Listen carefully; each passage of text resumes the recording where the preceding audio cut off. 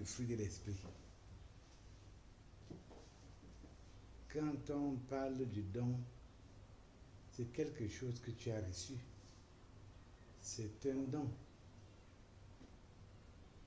Tu n'es pas allé au marché acheter. Tu n'as pas cultivé pour dire que c'est logique que tu récoltes les fruits. Tu n'as pas travaillé pour dire que c'est le salaire. C'est un don. La personne a voulu t'offrir quelque chose. Tu l'as reçu. Mais seulement que la personne qui t'offre cette chose-là s'appelle le Saint-Esprit.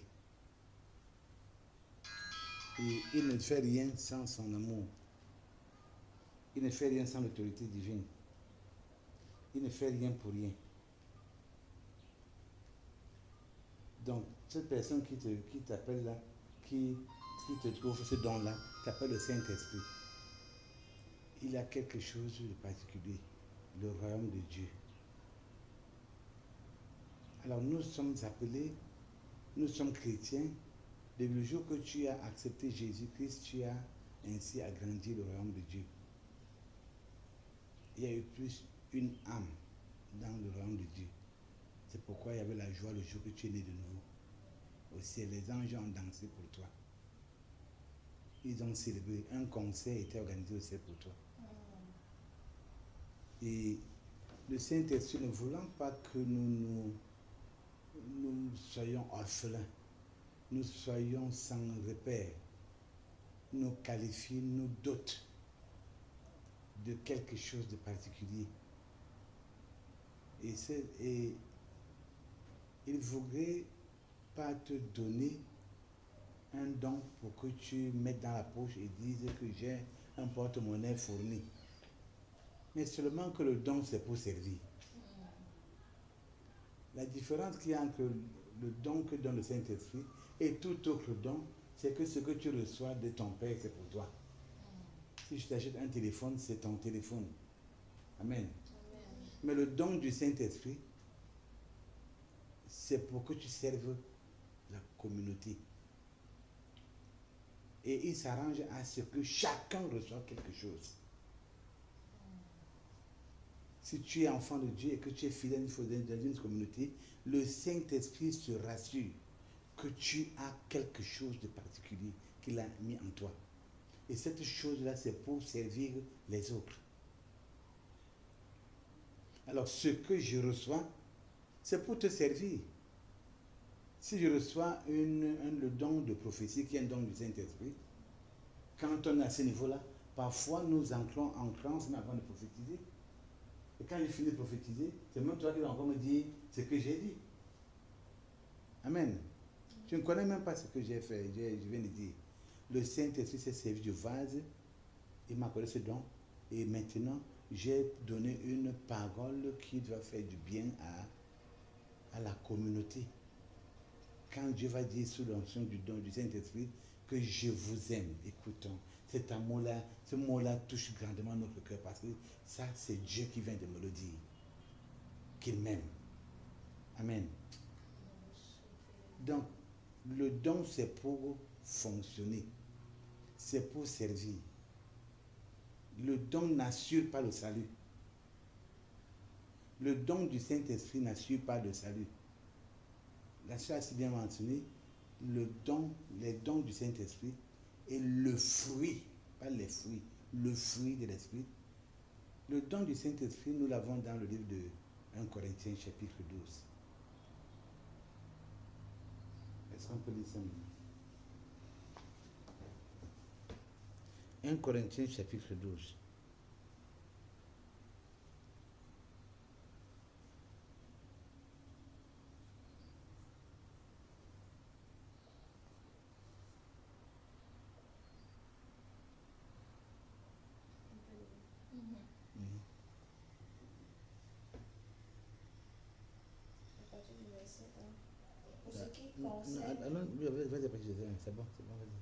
Pour ce qui concerne les dons spirituels, je ne veux pas, frère, que vous soyez dans l'ignorance. Vous savez que lorsque vous étiez païens, vous vous laissiez entraîner vers les idoles muettes, selon que vous étiez conduits.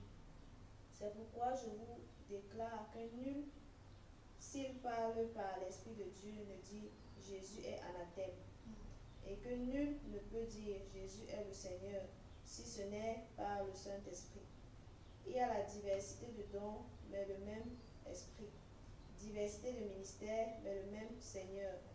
Diversité d'opérations, mais le même Dieu qui opère tout en tout.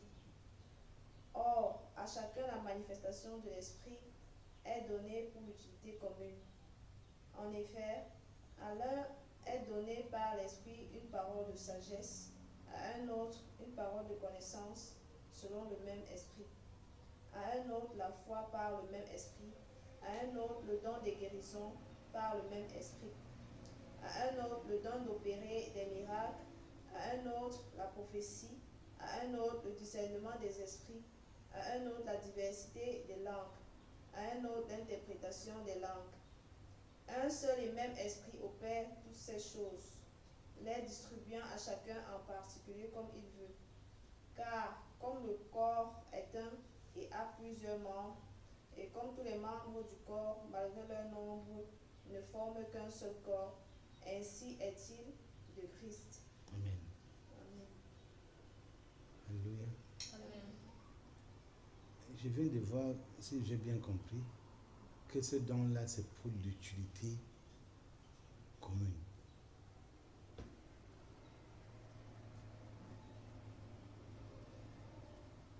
Je veux dire dans le verset, c'est moi qui dit, verset 7, à chacun, l'Esprit se manifeste d'une façon particulière en vue du bien commun.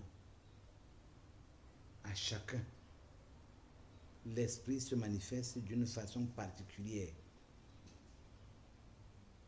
D'une façon particulière en vue du bien commun. En d'autres termes, nous pouvons être nombreux. J'ai le don, comme je l'ai dit, la parole de sagesse. Dieu peut accorder la parole de sagesse à 5 personnes dans la communauté. Mais la manifestation est particulière d'un individu à un autre. Mais c'est pour le bien de tous. Et 20 personnes peuvent avoir le don de la parole de connaissance. Mais rassurons-nous que la manifestation de l'Esprit pour chacun est particulier. Or, c'est le même Esprit. Alors, c'est pour le bien commun que Dieu te donne la parole de sagesse. Maintenant, c'est quoi la parole de sagesse? La parole de sagesse ne s'éloigne pas de la sagesse, que la parole de Dieu.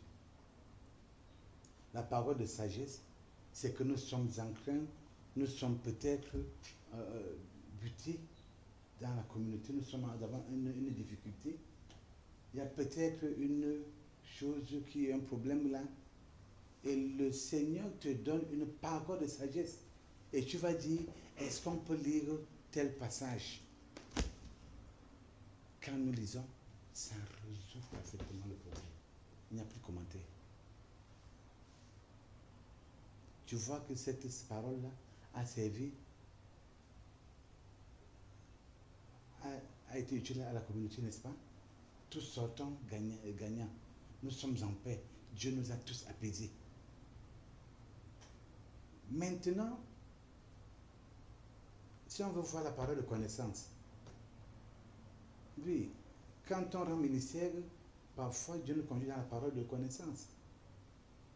Le Saint-Esprit nous conduit à la parole, donne le don donne ce don, et puis Dieu peut révéler ce que tu étais, dans quelles conditions est-ce que ta mère t'a conçu.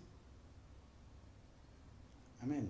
Amen. Peut-être que tu es même plus âgé que moi, mais Dieu te fait connaître ce que me fait connaître dans quelles conditions ta mère t'a conçu et les difficultés par lesquelles elle passait. Et quand tu vas demander maman, est-ce que c'était ça? Elle dit exactement ce que je vivais.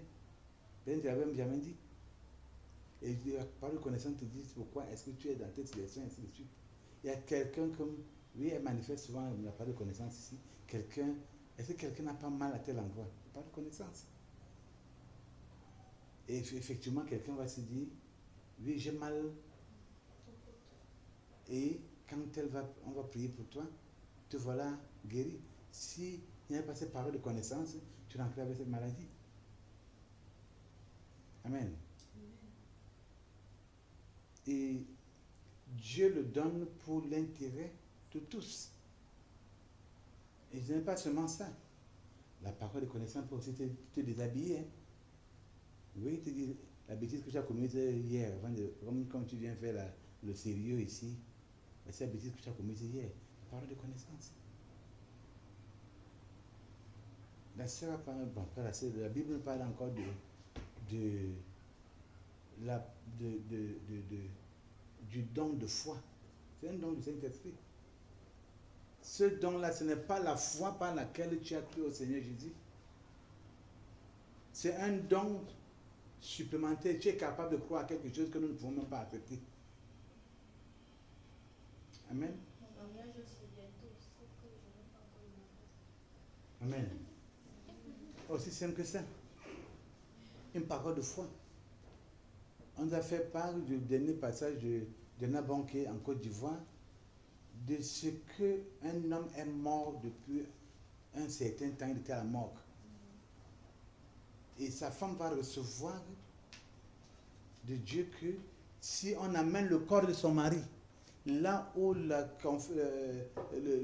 programme a lieu à Boaké, l'atmosphère spirituelle de cet endroit va ressusciter son mari. Ah, quand elle va dire à son beau-père, on entend ça comment? Elle dit à son beau-père, c'est toi qui as mis mon mari à la mort. C'est mon mari, donne-le-moi. Le beau-père dit, alors donc là, on ne sait pas comment on peut comprendre. Il a sorti le corps de la mort, on a mis dans un cercueil, il dit, elle démarre la voiture, elle va à Boaké. Et quand elle a dit ça, les pasteurs sont venus, on appelle ça comment? Quand le cercueil est là, ça scandalise. On dit sortez d'abord du cercueil. On n'a pas dit cacher le cercueil. Et pendant qu'il priait, l'Esprit de Dieu l'a conduit. Et là, on dit, voilà comment il dit, on va dire, c'est l'homme qui sort de la mort, c'est glacé, n'est-ce pas? Et maintenant, je me suis dit, serre la main sur toi, hein, la chaleur qui sort de toi, comme dans la vie, à la main commence à bouger. On a serré, et c'est levé. Est-ce que quelqu'un peut comprendre ce qu'elle disait? Le monsieur a fait des semaines à la morgue. Il est comme un poisson sec, un poisson congelé. Le don de foi est un don du Saint-Esprit qui te donne de dire que ceci est vert, même comme tout le monde voit bleu. C'est un don pour servir. Je rappelle encore, quel qu'en soit, plus tu développes ce don, plus il grandit en toi. Amen. Plus tu te disposes à développer ce don, plus ce don grandit en toi. Mais il faut te dire une chose, tu n'assures pas le salut. Amen. Tu n'assures pas le salut. Tu veux prophétiser, tu sais ce qu'on m'appelle même prophète. Non, ça ne m'assure pas le salut. Le don, c'est pour fonctionner. Oui, on a le don de prophétie. Alléluia. Le Saint-Esprit te donne de prophétiser. Chaque fois, là, quand on est en assemblée, alors on dit, la sœur princesse n'est pas là, ça veut dire que Dieu va parler aujourd'hui. Et quand on commence à dire ça, il donne un peu de galon. Mais Dieu ne se répand pas de ses dons. Le Saint-Esprit ne se répand pas de ses dons. Tu commences à prendre le volume là, et tu vas te prophétiser, mais il n'est plus avec toi. Alléluia. L'orgueil te disqualifie pour le salut. Et elle va prophétiser, plus elle développe cela. Mais sachant, n'oublions pas aussi que Satan aussi prophétise. Hein? Amen. Satan aussi prophétise. Voilà pourquoi est-ce que Dieu donne aussi quoi? Le don de discerner les esprits. Et j'ai eu la grâce d'assister à une réunion où quelqu'un a commencé à prophétiser avec un esprit de python. Et l'autre lui a dit, il s'est levé, le don de prophétie, qui a dit, tais-toi au nom de Jésus, c'est tu. Il a donné la vraie version. Sur le camp du Saint-Esprit. Et tais-toi au nom de Jésus. C'était un prophète à qui Jésus, le Saint-Esprit s'est donné le discernement de l'esprit. Tu peux, Dieu, le Saint-Esprit peut te donner même 2 dents, même 3 dents, même 4 dents. Il y en a 9. Amen. Mais sachant que pendant que nous sommes en train de fonctionner, on a le don du discernement des esprits. On a le don de langue. On parle en langue. Et je peux nous assurer, l'apôtre Paul a dit quoi? Et quand nous parlons, nous prions en langue, nous donnons quoi? Des excellentes actions de grâce. Il dit que je bénis de passer par la langue plus que vous tous. N'est-ce pas? Mais c'est même mieux prier en esprit pour que mon frère dise Amen. On peut parler en langue. On peut se trouver en train de parler en langue, de prophétiser en langue. Mais le Saint-Esprit est tellement complet qu'il peut aussi donner à mon frère l'interprétation de langue. J'ai vu une sœur qui prophétisait en langue, et pendant qu'elle prophétisait, elle le interprétait en langue. Je connais aussi un frère que pendant que quelqu'un prophétise, lui prophétise aussi en langue au même moment. Alléluia. Le Saint-Esprit le fait, il sait pourquoi il le fait. Et que quand on prophétise en langue, on rend des excellentes actions de grâce. Tu prophétises en esprit, et le Saint-Esprit s'arrange à ce que l'autre prophétise la même chose que tu as dit là, il le transforme, il le transmet en langue. Et ça a importé pour notre bonheur à tous. C'est ça, le don du Saint-Esprit. Le don des miracles. Waouh! Le don de guérison. Oui, la Bible nous dit en Marc 16, 17, voici les miracles qui accompagneront ceux qui auront cru. En mon nom, ils imposeront les mains sur les malades, les malades seront guéris. Ils ressusciteront les morts et ainsi de suite. Mais le don de guérison est une touche particulière que le Saint-Esprit te donne. Quand tu as un cas spécial, quand tu déclares, la chose arrive. Pas parce que tu es plus pieux que tous les autres, mais parce qu'il a pris au Saint-Esprit de te donner. Il te donne en particulier, il te donne librement, simplement, en particulier pour l'utilité commune. Ça n'a rien à voir avec ta piété. Tous ces dons nous sont donnés pour l'utilité de la commune. Je peux me manifester vite dedans. Mais ça n'assure pas mon salut. Ah, ce qu'on appelle souvent les dons spectaculaires là, non? Parler en langue, prophétiser, guérir les malades, interpréter les langues. Ça, discernement des esprits. Et quand tu as ces dons-là, la Bible dit, si tu ne te méfies pas, tu peux te croire, ou bien les autres peuvent te voir un peu au-dessus d'eux. Non, c'est un don. Ça ne fait pas de toi quelqu'un de supérieur ou bien d'inférieur. Celui qui ne manifeste pas un don, tu ne dépasses en rien. Amen. C'est un don. Tu n'as rien fait pour avoir. Tu as reçu. C'est cadeau. Tu n'as rien fait pour l'avoir. Ça n'a rien à voir avec ta piété. Mais la Bible dit, aspirez aux dons les meilleurs. Donc tu as le droit, tu as le devoir, tu as la liberté de dire, Saint-Esprit, oh, ton pied, mon pied, il faut que tu me donnes ceci. Amen. Et Dieu veut, quand on est avec ses pieds, comme vient de dire la sœur, que nous soupirons. Écoute, quand je demande un don au Saint-Esprit, ce n'est pas pour moi, c'est pour l'intérêt de la communauté. Vous savez ce qui a plu à Dieu dans la demande de Salomon? Dieu a dit, tu n'as pas demandé la mort de tes ennemis. Parce que je sais que tu as des ennemis. Et tu les connais, je sais que tu les connais, mais tu n'as pas demandé leur mort. Parce que tu demandes leur mort, ils devaient mourir. Mais tu demandes la sagesse pour conduire mon peuple. Même pas l'argent, même pas le confort. Tu demandes la sagesse pour conduire mon peuple. Mais tu m'as touché là où je veux. Donc, si tu tiens le pied du Saint-Esprit parce que tu veux servir la communauté de Dieu, alors dis-moi, il va te donner plus que ce que tu demandes. Parce que c'est pour l'intérêt du royaume. Amen. Le don du Saint-Esprit, c'est pour fonctionner, c'est pour servir. Et celui qui sert est beaucoup plus grand que ceux qui sont servis. Le Seigneur Jésus-Christ a dit, le Fils de l'homme est venu, non pour être servi, mais pour servir. Le secret de la grandeur se trouve dans le service. Ça, c'est la logique divine. La logique du monde, c'est que je vienne, que je m'assieds là, que j'amène papa Paul, qu'on lance mon tapis rouge, que je marche dessus. Parce que c'est la logique du monde. Mais la logique de Dieu, c'est que je sois le serviteur de tous. Amen. Que je sois le serviteur de tous. Je suis le plus grand. Et s'il dit, si vous voulez que, la Bible me dit, si vous voulez que le premier, que soit quoi? Que devienne l'esclave de tous. L'esclave de tous. Plusieurs fois à l'église, j'ai entendu des frères dire ceci, des frères et sœurs dire ceci. Hein, elle me prend pourquoi? Pour son esclave. Je ne suis pas son esclave. Il dit, elle a raté la grâce de la prééminence.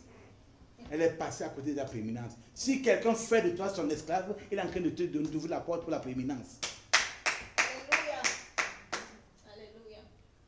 Réjouis-toi. Réjouis-toi. C'est dur, hein? Le langage divin, les principes divins n'ont rien à voir avec la logique du monde. Tu veux que grand, c'est. Tu veux que le premier soit esclave. Et nous parlons ainsi du don, des dons spirituels.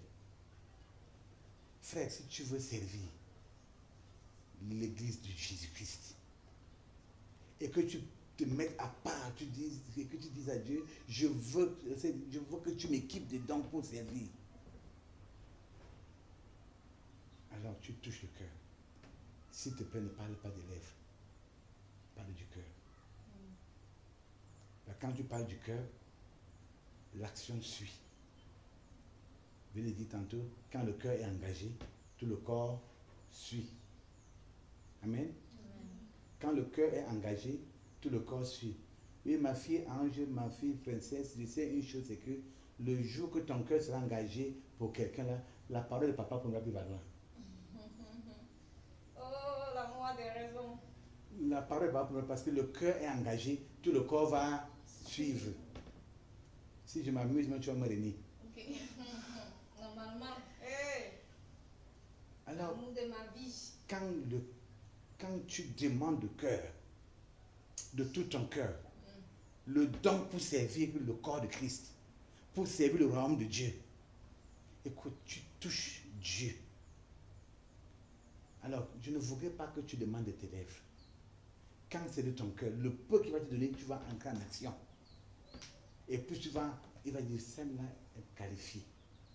Alors j'ajoute, alors j'ajoute, alors j'ajoute, alors j'ajoute. Écoute, l'église est vide, l'église est dépourvue de ces dons parce que les gens viennent recevoir, pas donner. L'amour parfait consiste à faire quoi? À donner et à se donner. Est-ce que quelqu'un peut nous lire Jean 3,16 et que l'autre prenne 1 Jean 3,16? Hein, tu dis Jean 3,16 et toi, ma fille, c'est là, tu prends 1 Jean 3,16.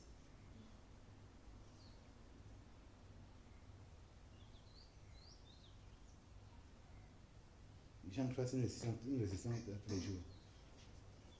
Jean 3,16. Oui.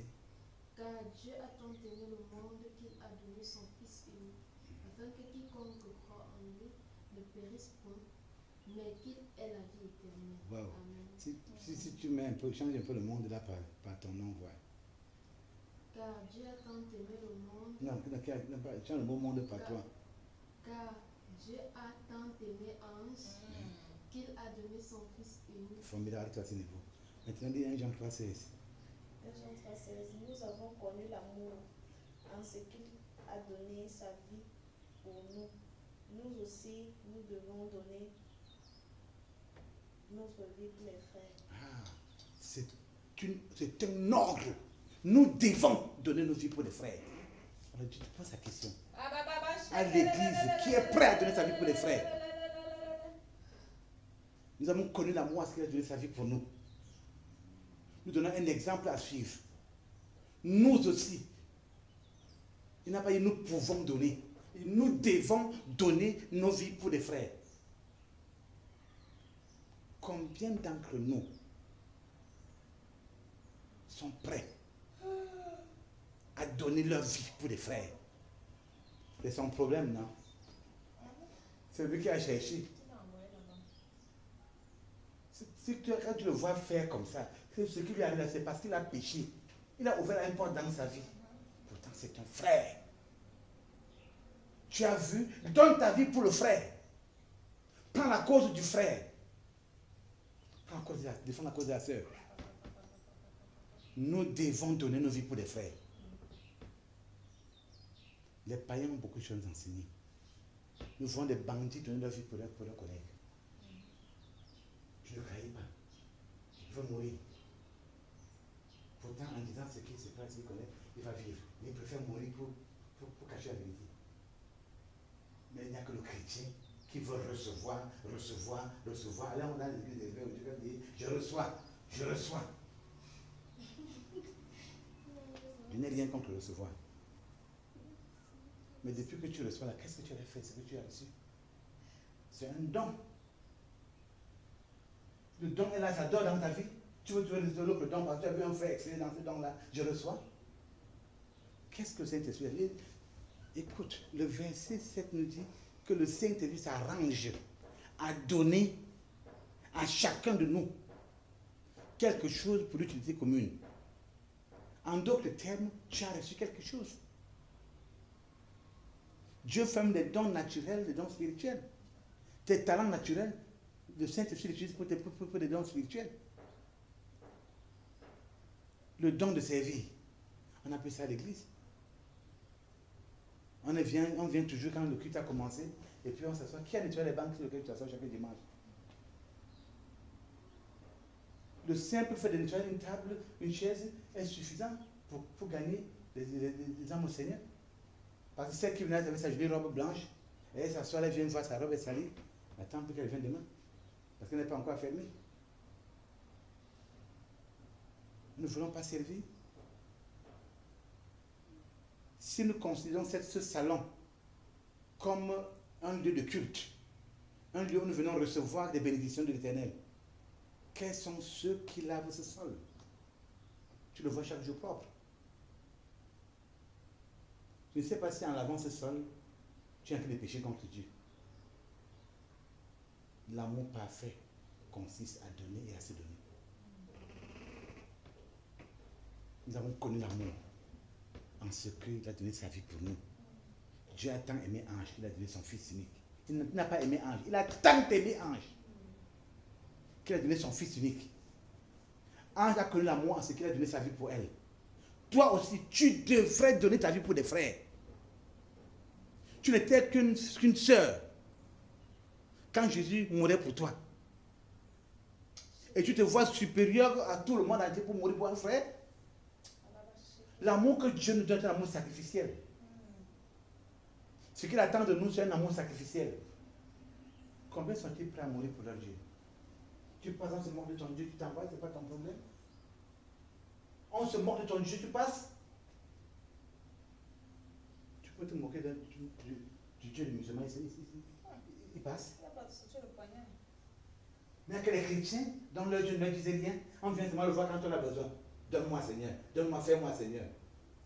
Et Dieu m'aime, j'ai acheté une nouvelle voiture. Moi le père, j'ai la voiture. J'ai un visa, vraiment Dieu m'aime, on va prier pour louer Dieu parce qu'il a le visa.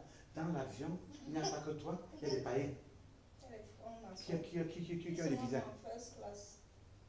Qui ont des visas? Donc avoir une voiture, avoir une maison, avoir une femme, avoir un mari ne fait pas dire que tu t'aimes. Même les païens ont des maris. Les païens ont des femmes. Les païens ont des enfants. Qu'est-ce que tu fais des dons que Dieu te donne? C'est pour servir. Galates 5, 22.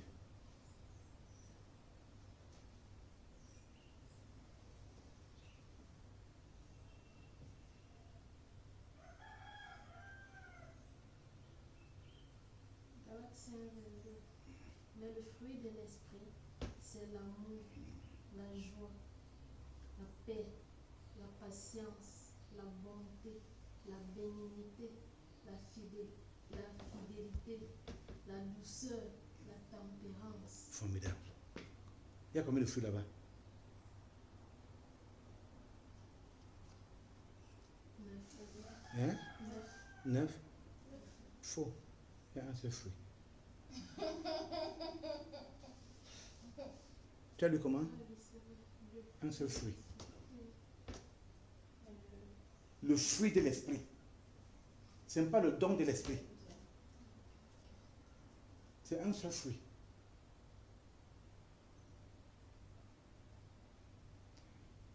C'est ce fruit qu'il veut que tu avales. Ce fruit-là, il y a 9 dons spirituels. Un fruit de l'esprit. Il y a 9 dons du Saint-Esprit et un fruit de l'esprit. Il veut que tu avales ce caillou-là. Il veut que tu avales ce caillou.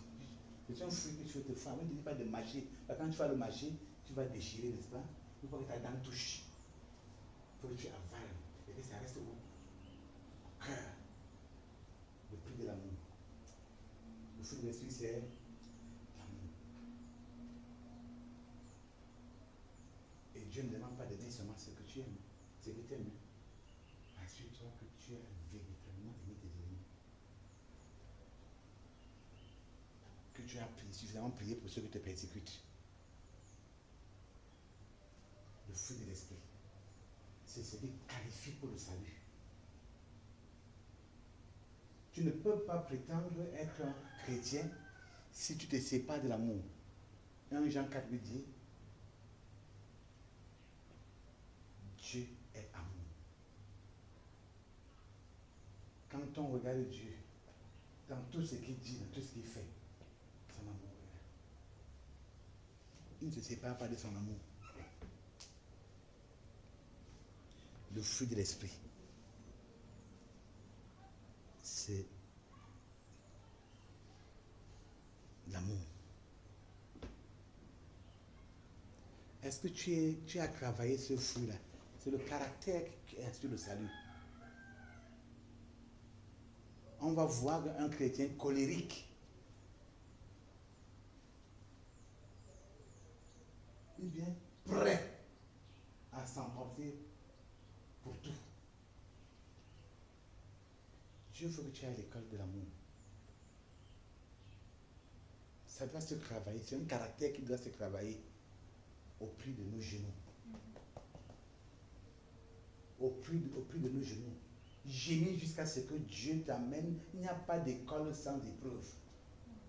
Chaque jour, on te donne des exercices, tu vas les noms chrétiens. Il va te donner ces exercices jusqu'à ce que tu sois qualifié. Quand on te voit, on fait l'amour. Son cœur là est comment? Dieu fait comment pour avoir un cœur comme celui de tel ou de tel. Amen. Parce que c'est un cœur d'amour.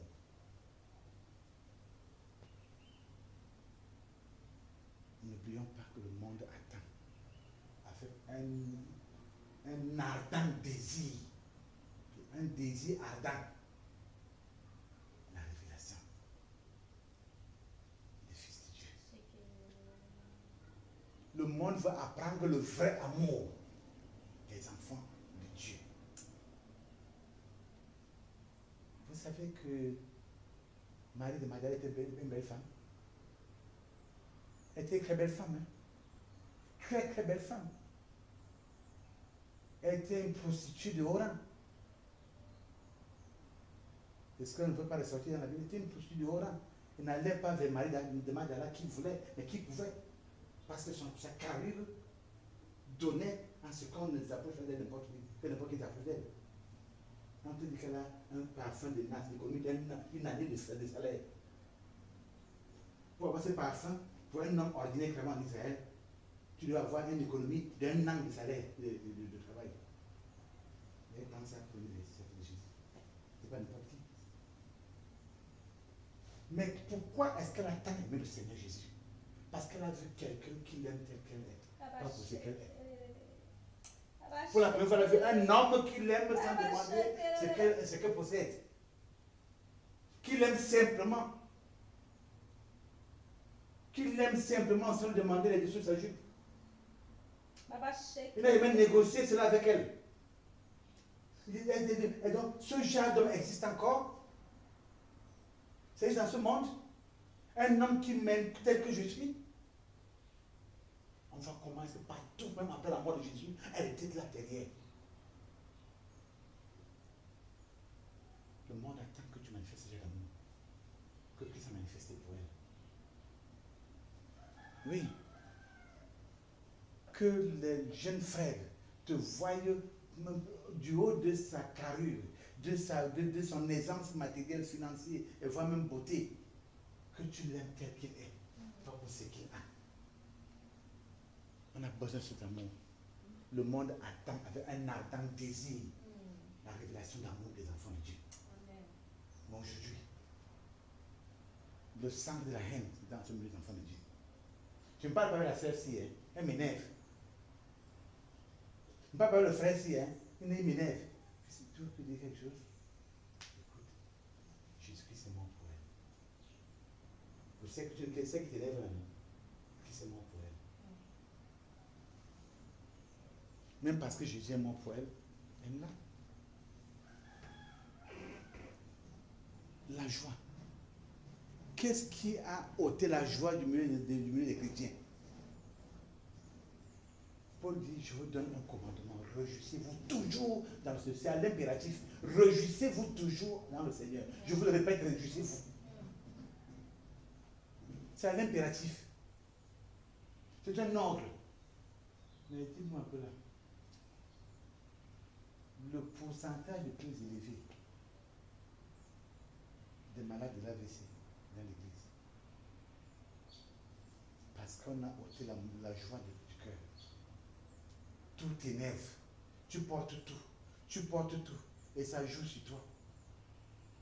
Tu pêches contre ce commandement. Réjouis-toi. Tu es dans un bureau, un commissaire, il vient au commissaire, il vient décider, il avait écrit. L'homme dépense 11 muscles pour rire. 63 pour s'en faire. Et pas dans s'en faire. Quand tu te mets en colère, là, tu dépenses 63 muscles pour t'en faire. Tu grondes, tu vois pas que tu as fait quelque chose, quand tu es détruit, tu dépenses 63 muscles pour t'en faire.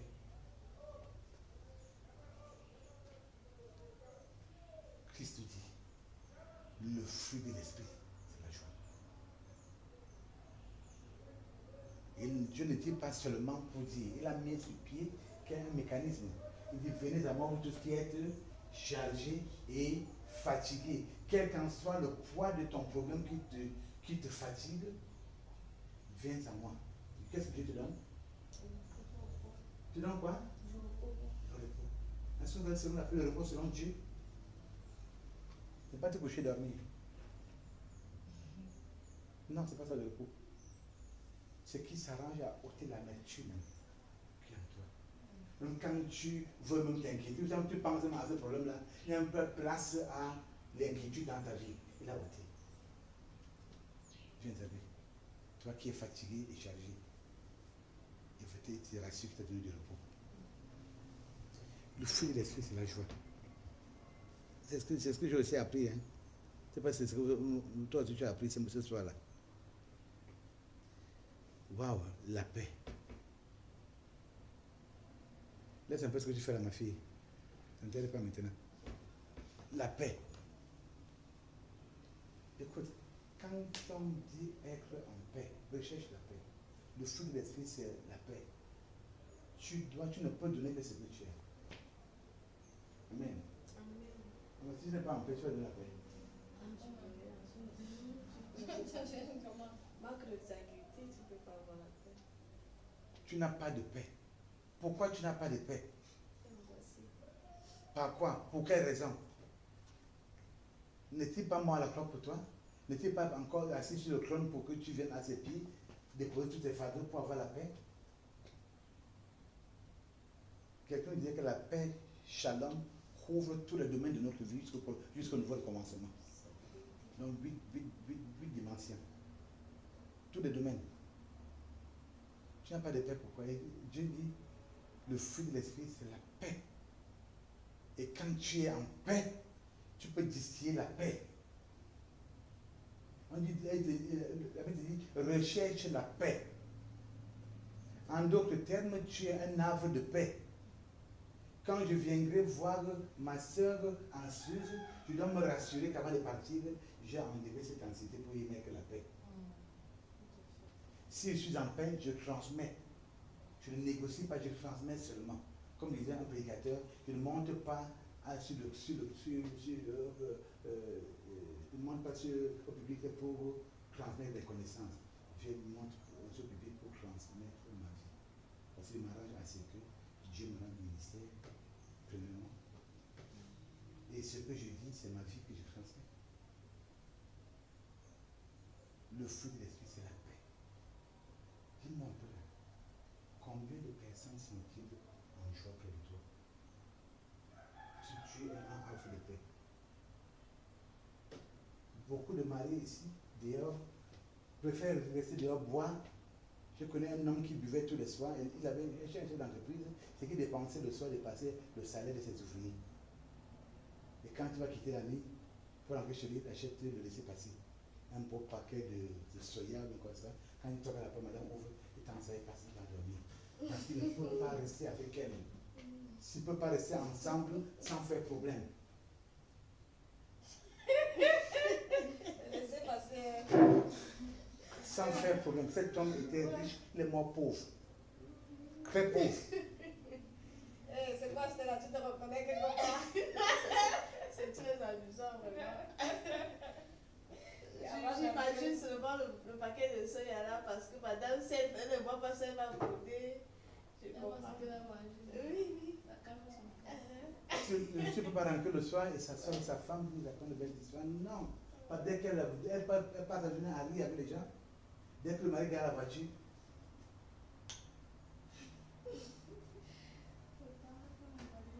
Je te dis, le fruit de l'esprit, c'est la paix. Est-ce que ton mari est en paix à tes côtés? Est-ce que ton frère est en paix? Est-ce que ton père est en paix? Est-ce que ta mère est en paix? Est-ce que tes enfants sont en paix? Je ne parle pas de tes relations. Est-ce que tes collègues sont prêts à venir vers toi? J'ai recherché la paix. Le fruit de l'esprit. Mais quand il te voit là, c'est pour que tu aggraves encore la situation. Je connais une dame dont le Seigneur avait dit, ton bureau est au centre du ministère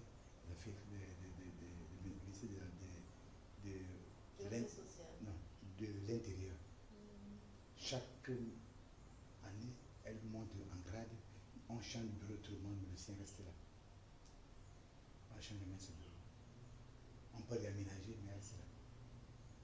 Parce que c'est une porteuse, une intercesseuse.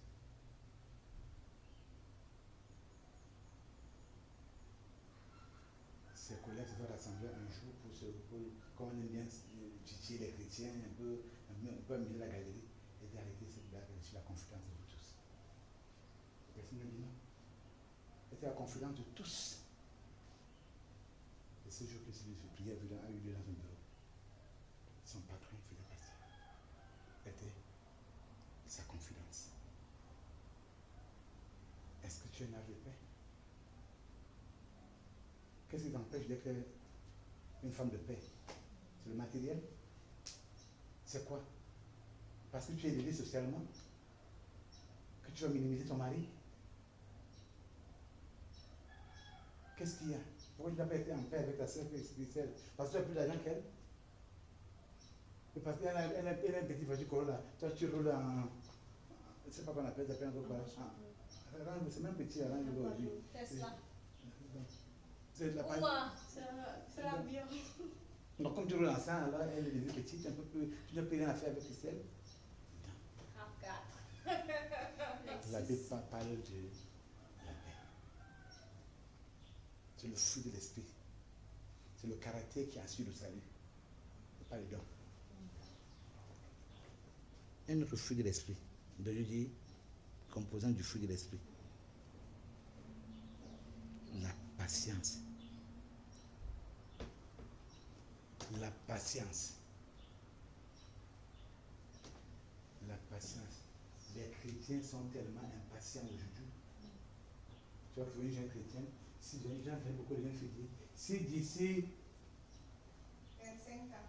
tel mois, tu ne maries pas, je vais commencer à faire mes enfants. Tu fais du mal à qui, à Dieu?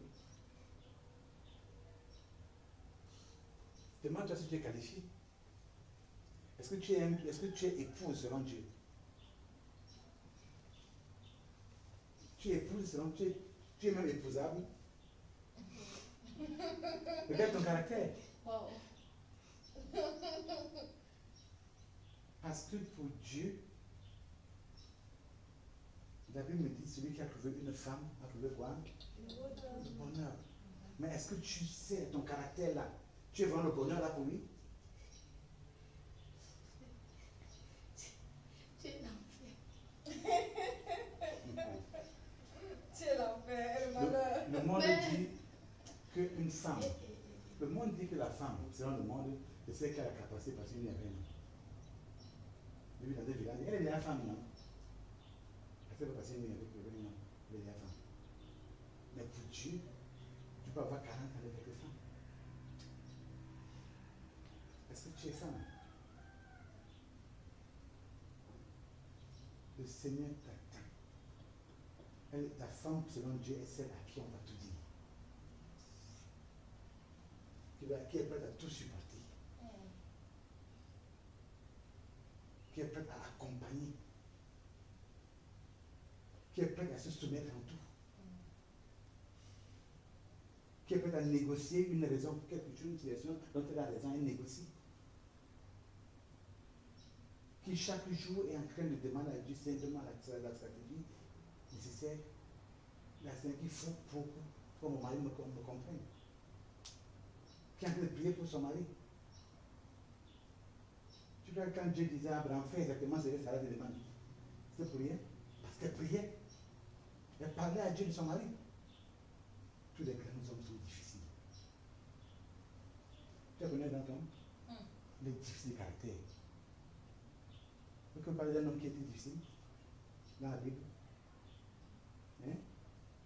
Jacob. Il n'était pas beau à voir. Hein? Jacob n'était pas facile à vivre. Hein? Allez voir ce qu'il a dit là-bas. La Bible dit que nous avons tout fait. Nous, parce que ça veut dire que s'il s'amusait, Jacob pourrait faire mal. Un grand comme Moïse, il était facile à vivre. Je voudrais que nous nous demandions si vous êtes prêts à être épouse. Allez à l'école de Dieu. Quand je parle du mariage d'une jeune femme, je dis l'emmène à l'école de Léa. Dieu avait tout compris. La patience. Nous devons apprendre à être patients. Le temps de Dieu, c'est le meilleur. Et pour être patient, on doit développer une confiance suffisante en son Dieu. Je sais une chose, c'est que la prière fervente d'un enfant de Dieu, le soleil peut venir. Dieu va répondre. Je m'en fous du temps. Le temps de Dieu, c'est le meilleur. On est plus patient. On est plus patient à l'église. Un ministre rugit parce que son peu, même quand tu as dit attends un peu. Ah, elle veut m'exploiter. Attends, tu t'exploites dans le service de Dieu? C'est ton ministère? C'est ton ministère? Comment c'est le ministère de Dieu? Ah, tu l'exploites en quoi? Parce qu'un enfant est venu aujourd'hui, il a prié pour deux malades qui sont guéris. Donc maintenant, c'est en égal. Vous savez ce qui est arrivé à Myriam? La lèpre. C'est pourquoi elle a eu la lèpre. Parce qu'elle a osé dire, ne sait même pas nous aussi que Dieu parle. Se comparant à Moïse. Dieu ne parle aussi par nous, ce n'est pas seulement par lui qui parle, il parle aussi par nous. Dieu a dit à Aaron, Myriam, allez m'attendre à la tente d'assignation. Allez m'attendre là-bas. Et quand ils sont arrivés là-bas, Dieu leur a dit, n'aie pas peur de parler contre mon serviteur Moïse. Je lui parle bouche à bouche. Vous lui parlez mal? Elle se lève la lèvre. Aaron va dire, mon Seigneur, pardonne ton serviteur qui a agi par ignorance. S'il n'a pas intercédé pour Myriam, mourir. Et même après après avoir intercédé pour elle, qu'est-ce que Dieu lui a dit? Si son père avait craché du village, qu'est-ce qu'il aurait fait? 17 jours. On fait facile, je ne pas les faire. Parce que pour Dieu, Moïse a craché sur ce village de Myriam. Voilà la patience encore de l'Église. Dieu a besoin que tu sois patiente.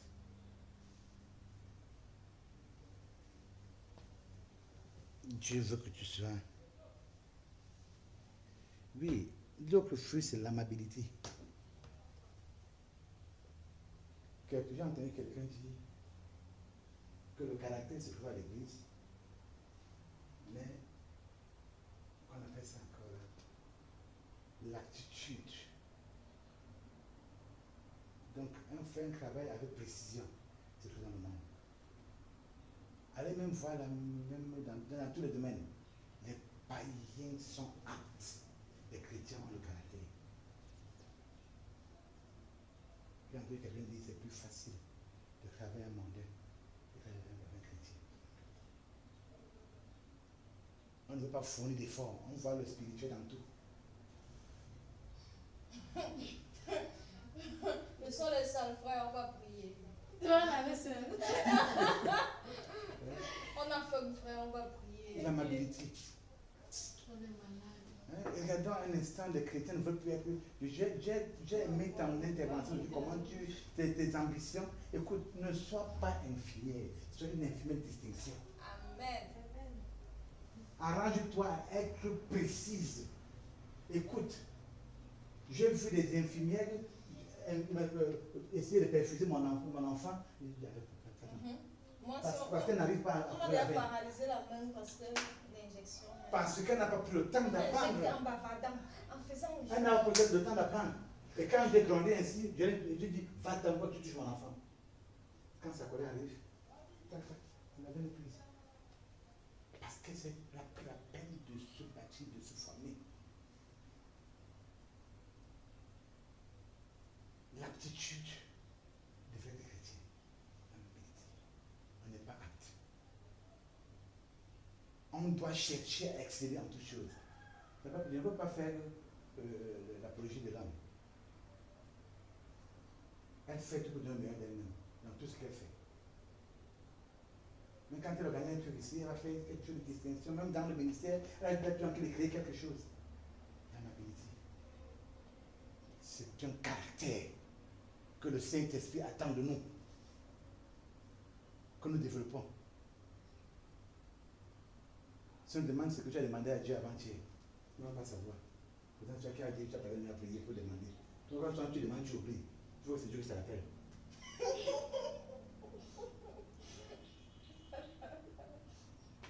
On n'est même pas sérieux à ce que nous faisons. Je te demande de t'ouvrir. Tu veux que tu se rappelles.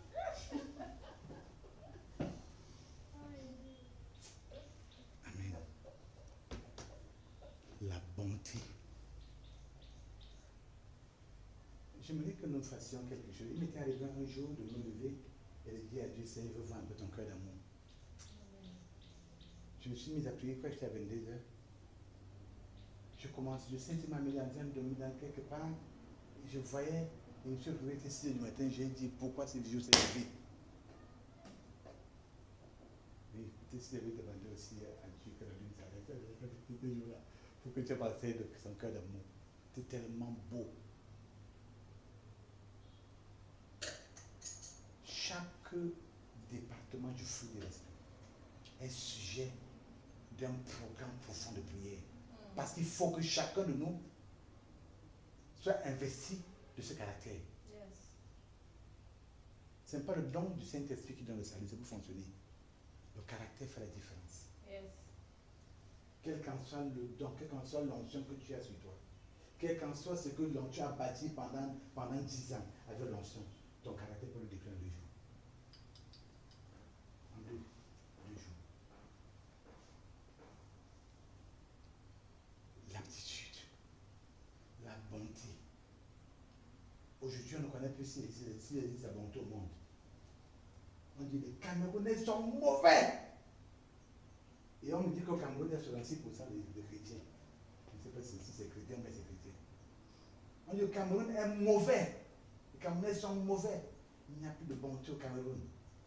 Tu vois au ministère, ce dossier-là revient demain. Pourtant, tu viens peut-être de quel coin là? Quel est ton budget pour venir en Bayonne et chercher ce document? C'est là devant toi. Parmi ceux qui renvoient chaque jour ces hommes, il y a des chrétiens. Le que je dis encore, il y a même des chrétiens de réveil. Ils sont chrétiens quand tu viens à l'église. Ils sont tellement méchants. Et hors de l'église. Le type a écrit en Romains 12, 2, ne vous conformez pas au siècle présent. Il y a quelle différence entre les infirmiers de l'autre jour et toi? Regarde combien de temps on a marketé ton père, ta mère à l'hôpital. Dieu t'appelle là-bas. Tu fasses la différence. Une infirmière de distinction. Une infirmière qui est remplie de caractère. Et le don du Saint-Esprit peut alors venir s'ajouter à ta compétence. Quand ça va être difficile, tu imposes les mains, tu pries. Yes. Et la situation se décante.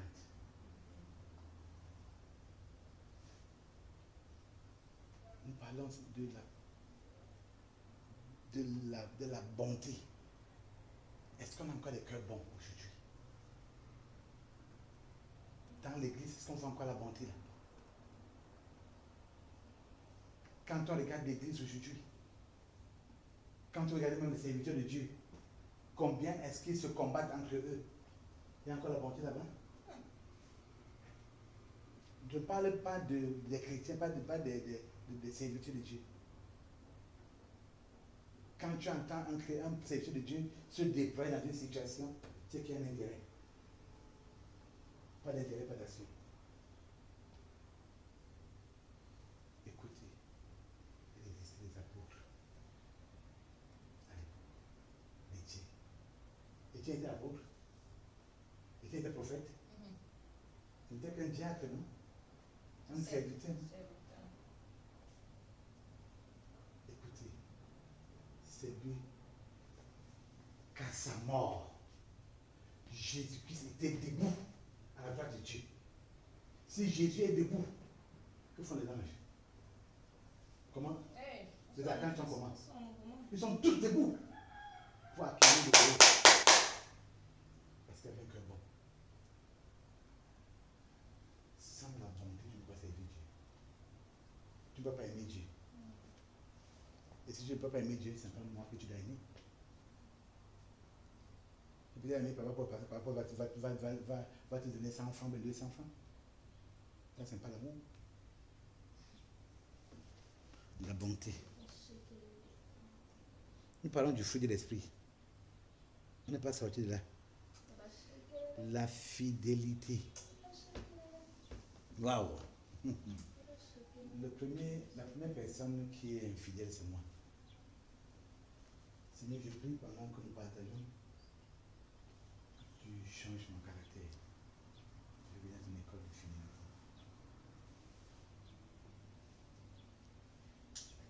Quand on parle de la fidélité, c'est dans tous les domaines. Je vais t'appeler ce soir. Et je t'appelle.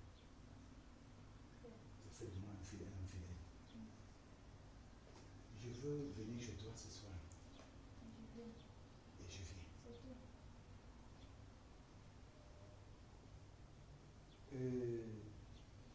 Oui, je vais te donner 200 francs de main. Je te le donne. C'est la fidélité. Nous allons nous lever à 5 heures pour prier. Et à 5 heures, on est debout pour prier. C'est la fidélité. Et pourtant, Dieu ne demande, ne cherche pas des hommes qui prient. Mais Dieu cherche des hommes qui prient à l'heure fixée, à l'heure indiquée. Parce qu'à cette heure-là, il t'attend. Tu as dit à Dieu 5 heures. À 5 heures, il est prêt pour écouter ta voix.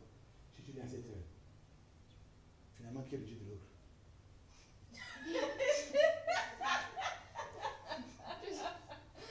Qui suit qui? Dieu qui te suit. La fidélité.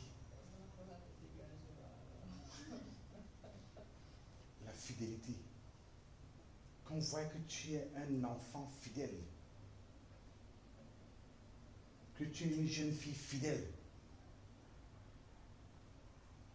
Aujourd'hui, il n'y a plus de distinction. Quand on voit, j'ai entendu une chrétienne dire, hein, je suis à la maison, je souffre, mon mari est en train de faire, moi aussi je vais commencer à faire. Elle dit, mais donc parce qu'il est dans la poubelle, tu aussi aller à la poubelle. La fidélité. On dit à des choses, on promet des choses à Dieu qu'on ne fait jamais. La Bible dit, Dieu a des fois fait faire une promesse. Il t'a forcé à faire une promesse. Dieu. Il t'a forcé de lui faire une promesse. Mais quand tu fais une promesse, à toi de l'accomplir.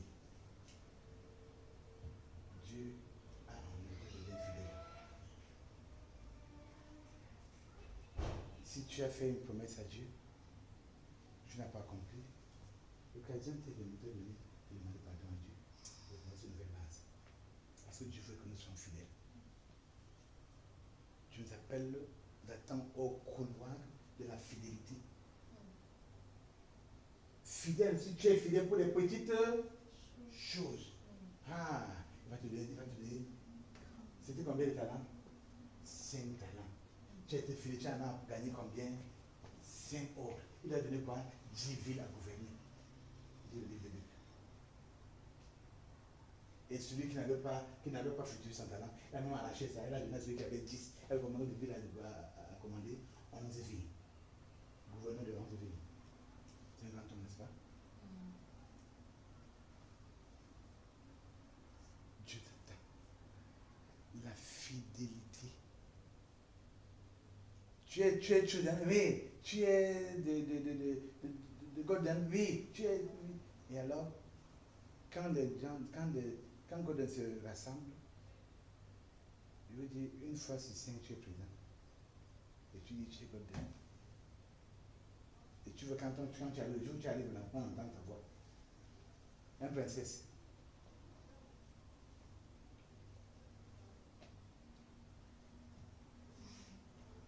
Le jour où tu arrives, tu veux que c'est toi qu'on entend.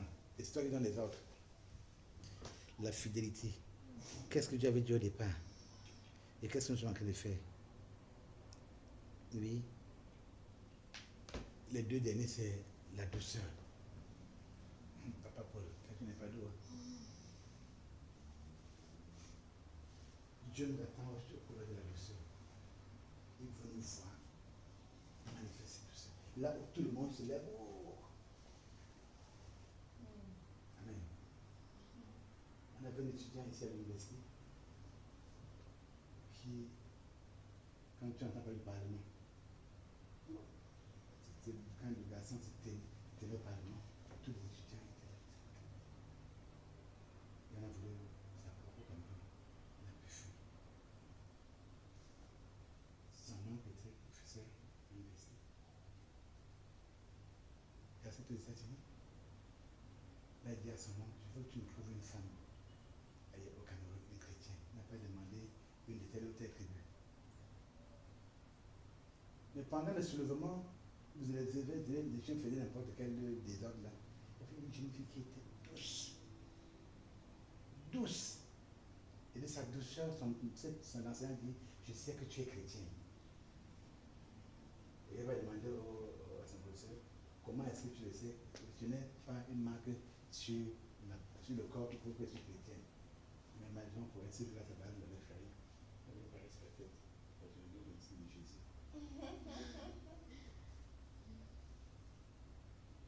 Et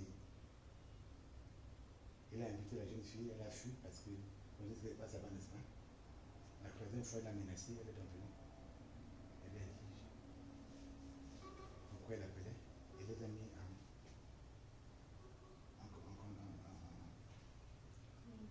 cassé, ils ont causé, aujourd'hui elle m'a dit c'est comme ça. Finalement, elle est venue au Cameroun, nous fait voir ses jours. Wow, tu les connaissais particulièrement. Hein? Que cette femme particulièrement. La douceur. Est-ce que tu es différente? Le monde attend avec Madame Désir ta révélation. Quand les gens sont excités, on te veut douce. Est-ce que tu portes cela, cette matière en toi? Dieu nous veut doux. Et le dernier, du fruit de l'esprit. Waouh, la maîtrise de soi. C'est long, mais c'est nécessaire. Ça, c'est des bons thèmes. La maîtrise de soi. C'est des thèmes qui réjouissent le cœur de Dieu. Et si tu, en face d'une situation, tu peux te contenir, le Seigneur fait. Quelqu'un disait que son secret, c'était le cela. Face, parce que son secret était celui-ci. Que ferait Jésus à ma place? C'est fort là. Que ferait Jésus à ma place? Le Saint-Esprit me dit toujours ce que Jésus devait faire. Et parfois, ne plus appuyer sur les pleurs. Elle pleure, mais elle reste dans ce que Jésus devait faire. La maîtrise de soi. Si ces 9 ingrédients du fruit de l'esprit sont en toi, tu es qualifié pour le salut. Les dons du Saint-Esprit en a 9. Le fruit de l'esprit a 9 ingrédients.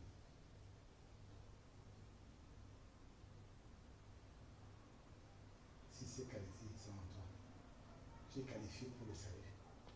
Mais les dons du Saint-Esprit, c'est pour servir le monde. Et c'est bien de servir parce que c'est en servant qu'on devient grand. Donc voici en quelques mots ce que je peux dire par rapport aux dons du Saint-Esprit et aux fruits de l'Esprit. Que le Seigneur nous bénisse. Alléluia, gloire à Dieu.